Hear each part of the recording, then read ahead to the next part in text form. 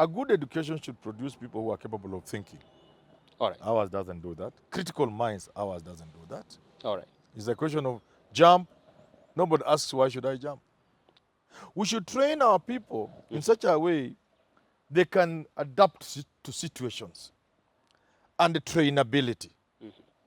So when you come from university, let's not turn our universities into technical training institutes, I see. They should produce a certain person able to understand situations, adapt to situations, changing situations, easily trainable and retrainable. We used to wash our hands with black coffee, you know? There used to be the day called dialogue, siku ya chapati, meatballs and all nice things. I've been there, it's no longer there. Yeah, those things you found, I'm saying you came long after they had gone. And not because we couldn't afford it.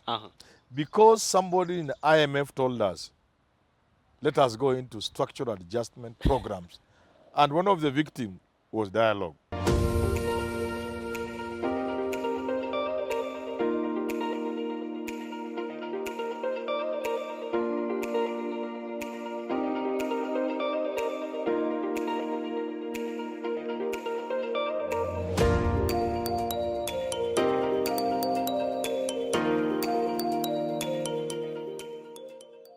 For an average university and college-going student, what better tidings does the Kenyan economy has in store for them, should there be any? Besides, what setbacks are they facing in their higher education that we as a country need to address today, if not yesterday, and not just addressing, but addressing them efficiently and sustainably so? To bring this conversation home, I'm joined by Herman Manyora, but first things first, my name is Richard Mwenja, the son of the soil. Always a pleasure having you with us on board, and now, I'm joined by the phenomenal statesman, Herman Bond Manyora. Hey, I like those accolades. No, but you're a big person. I always say that. Okay, let's continue. All right. You're looking good in a Mexican suit. Are you addressing the nation any minute from now? Very soon.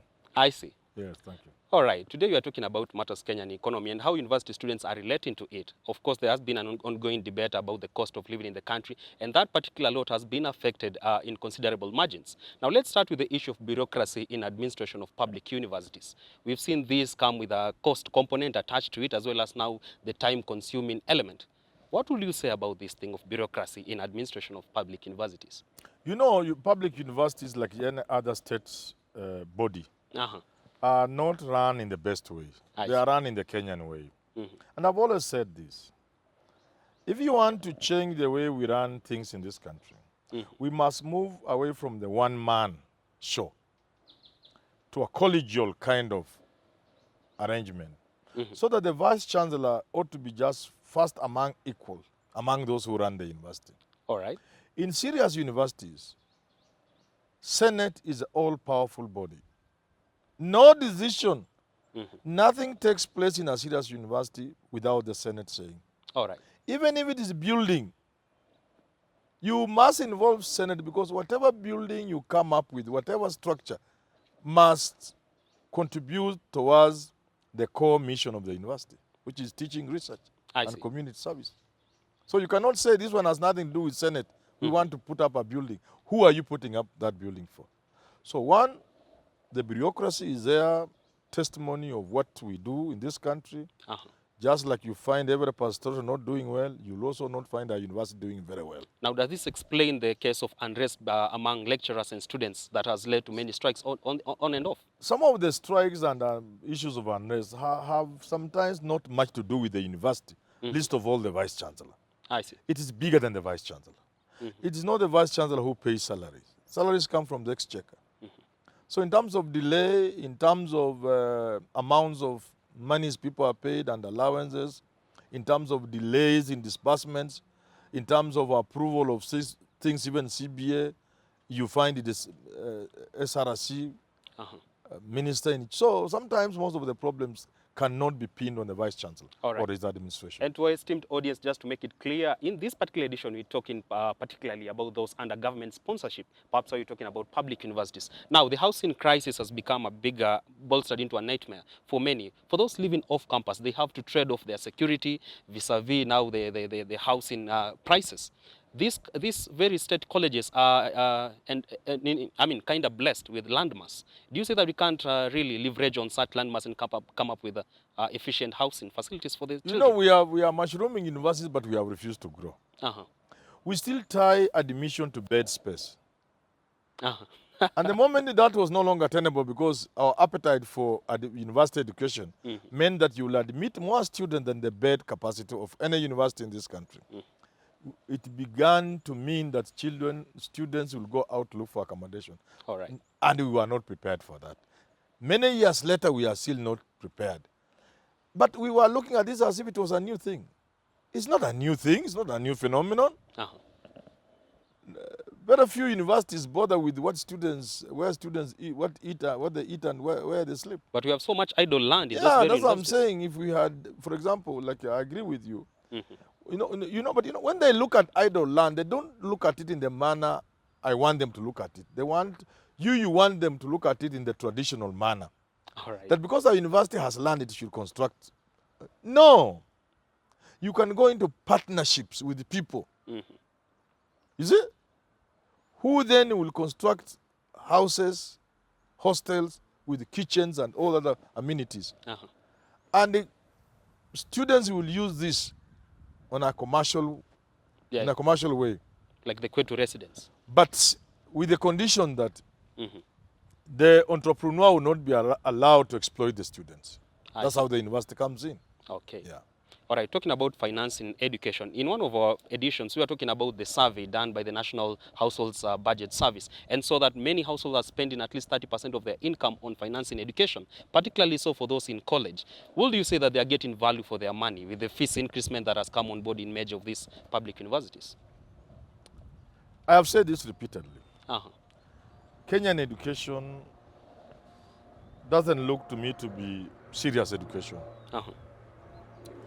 Our men and women are educated only to the extent they carry certificates and titles. But when you scratch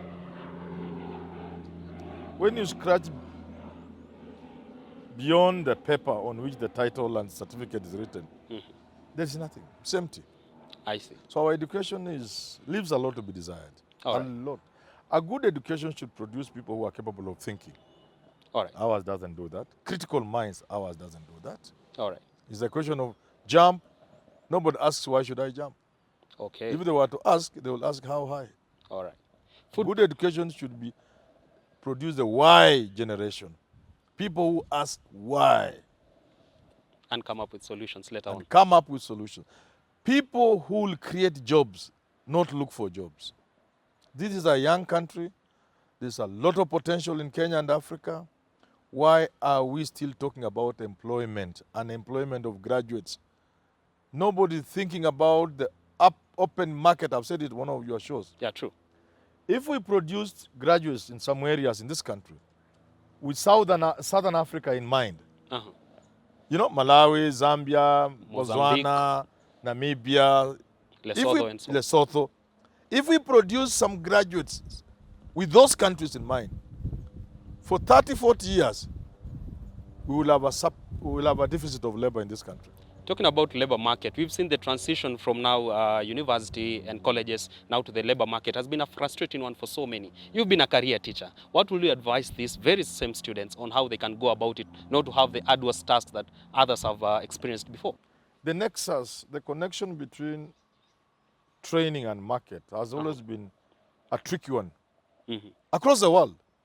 It's never simple. I've done a research and some research and in Europe, you'll be surprised the percentage of graduates who end up in employment in areas that have absolutely nothing to do with their training and background. I can't remember the figures, but they are mind-boggling. All right. So I think the bottom line should be adaptability. Adaptability. We should train our people in such a way they can adapt to situations. And the trainability. So when you come from university, let's not turn our universities into technical training institutes, into training institutes. I see. They should produce a certain person able to understand situations adapt to situations, changing situations, easily trainable and retrainable, deployable and redeployable. I think that will be my answer. I see. Food pricing has bolstered into a major threat and setback for these very same students that you're talking about. Now, a majority of them are sacrificing their health at the altar of cheap food prices that are sold outside in open-air kiosks and so forth. These very schools have mess in there, but they are decrying that the quality of food, of course, is it can't be told even to the public. What will you say? Should they continue now doing the kibanda thing at the expense of their health? Or now we can come with a system whereby we feed these very same children at a very affordable price? When I was in school, before and when I was at university, before and after, for many years, there is what you used to call, I think, USAB, University Students Accommodation Board. And it used to feed students. We used to wash our hands with black coffee, you know? There used to be the day called dialogue, Siku ya chapati, you know, meatballs and all nice things. I've been there, it's no longer there in the Yeah, system. those things you found, I'm saying, you came long after it had gone. And not because we couldn't afford it. Because somebody in the IMF told us, let us go into structural adjustment programs. And one of the victims was dialogue. That don't feed students, let them. We never asked ourselves in the manner in which you are asking. Is education not serious business? It is. In which you must invest.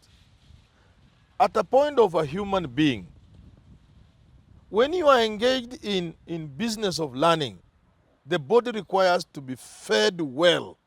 Absolutely. Very well. You see how hungry you become during exams when the brain is at its maximum pressure. You see, students should they do nothing but study.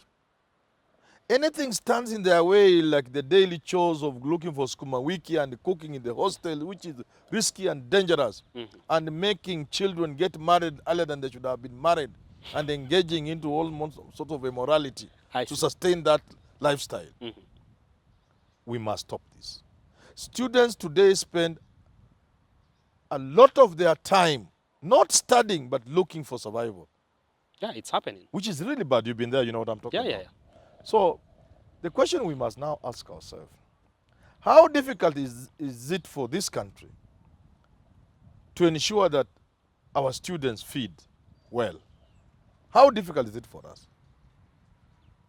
Even if we had enough money to give children, we, their parents, cannot manage our finances because we are newly entering the money economy. Most of us have not learned the discipline that comes with money. How do you expect our children to do it? They should learn, of course. But if I am asked, I would say, let students get decent meals. I see. At our cost, taxpayers. All right.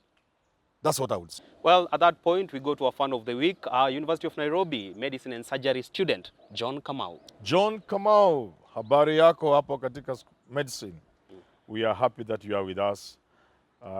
Invite your colleagues, encourage them to be part of this family by subscribing and joining. But thanks a lot, Kamau. All right, that's where we wrap up our business today on Business Glide. Remember to subscribe to our channel. We are at Herman Manyora on YouTube. I'm at Mwenje Richard on Twitter, as well as you can get Herman Manyora at H Manyora on Twitter as well. Do engage with us. Let's keep this conversation going beyond here. Up next on your screen is the Business Glide African Proverb of the Day. Up next, of course, is also Simon Irungu with his show, The Big Question. Until next time, God bless. See you.